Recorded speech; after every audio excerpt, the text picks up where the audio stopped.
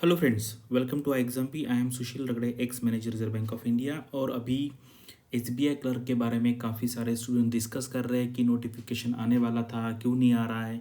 कुछ लोग कह रहे हैं कि जो एसबीआई सब्सिडरी का इशू है, मैं आपको आगे बताऊंगा न्यूज़पेपर में इसके रिलेटेड आर्टिकल आया था, मैं आपको एक्सप्लेन भी करूंगा। तो मुझे नहीं लगता ये मैं अब डिले होगा, ये वीक में आने के बहुत हाई चांसेस है। और एग्ज़ाम कब होगा वो भी मैं आपको यहाँ पर बताऊंगा। और इससे रिलेटेड जो इन्फॉर्मेशन है, मुझे मेरे फ्रेंड जो है आकाश यादव, आप सबको पता है, उन्होंने ये मुझे दिया है। चलिए ये आप मैं आपको ये न्यूज़ एक्सप्लेन करता हूँ। बिजनेस लाइन में न्यूज़ आया था, SBI gets nod to set up operation support subsidiary. देखो बहुत इंपॉर्टेंट न्यूज़ है। अभी ये आपके रिक्रूटमेंट के चांसेस पे अफेक्ट नहीं करेगी, लेकिन इन फ्यूचर डेफिनेटली करेगी। क्यों करेगी मैं आपको एक्सप्लेन करूँगा। देखो क्या है ऑपरेशंस सपोर्ट सब्सिडरी, यानी कि जो डे टू डे ऑपरेशन होता है, जो सिमिलर टाइप का ऑपरेशन होता है, रिपीटेटिव का है, और उसके लिए अगर आप रेगुलर एम्प्लॉय करेंगे लोग क्लरिकल कैडर में, ऑफिसर कैडर में, तो इसका जो कॉस्ट है कंपनी को, कॉस्ट यानी कि एसबीआई को, वो ज़्यादा होता है। इसलिए एसबीआई का खर्चा भी ज़्यादा है और उनका प्रॉफिट भी ज़्यादा होता है। अभी ये इनको कम करना है, इसलिए ये एसबीआई ने डिसीजन लिया है। चलिए आगे देखते हैं कि क्या लिखा है। Leverage it's high cost man power for more productive services, यानी कि हाई कॉस्ट मैन पावर का मतलब होता है जो रेगुलर क्लरिकल कैडर में लोग आते हैं या ऑफिसर कैडर में आते हैं, उनसे हम प्रोडक्टिव काम करें। मतलब उनको जो मैनुअल काम है, जैसे कैश काउंटिंग का काम है, फॉर्म भरवाने का काम है, ये रेगुलर लेवल के काम उनसे नहीं करवाएंगे। ठीक है, तो ये पर्पस है यहाँ पर। अभी देखो यहाँ पर क्या लिखा है, routine jobs can be done by the subsidiary. जो रूटीन काम है, फॉर्म भरना, पैसे लेना, पैसे देना, एटीएम में पैसे डालना, अभी तो वो तो प्राइवेट ऑलरेडी हो चुका है, लेकिन उससे रिलेटेड जो काम है जो रूटीन टाइप के है, उसको दूसरे सब्सिडरी आम है। इसको डायरेक्टली अभी देखो ये एक स्टेप है प्राइवेटाइजेशन की तरफ। मतलब सब्सिडी जब करेंगे उसका जो रिक्रूटमेंट होगा उसको तो परमानेंट नेचर का नहीं होगा, वो टेम्प्रेरी लेवल पे भरा जाएगा। इसलिए धीरे धीरे बैंक क्या कर रहा है, कॉस्टें कम कर रहा है।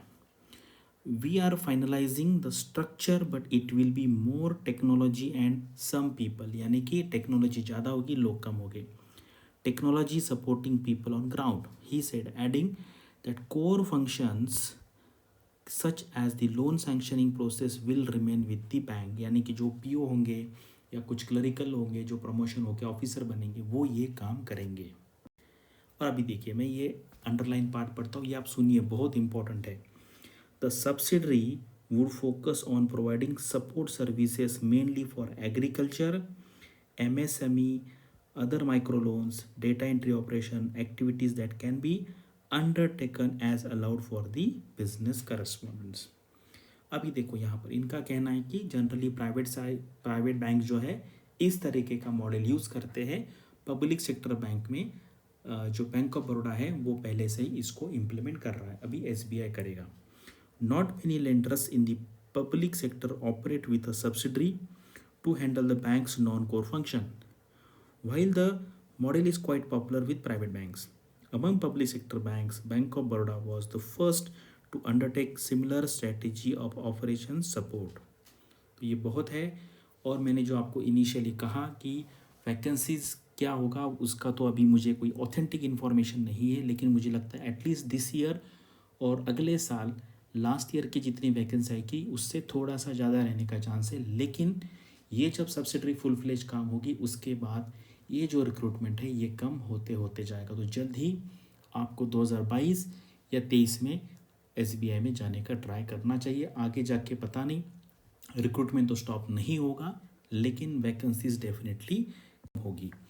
अभी देखिए इस वीक में नोटिफिकेशन आने के 99% चांस है। ठीक है, यानी कि अभी आपका 24 जुलाई है, इस वीक में मतलब हमारा जो जुलाई मंथ है 31 जुलाई के पहले ये 99% आएगा। और कुछ इंटरनल चेंजेस हो गए तो थोड़ा और एक वीक आगे जा सकता है, क्योंकि इसके जो एग्ज़ाम डेट है यहाँ से चालू होने वाले हैं, ये तो फिक्स है।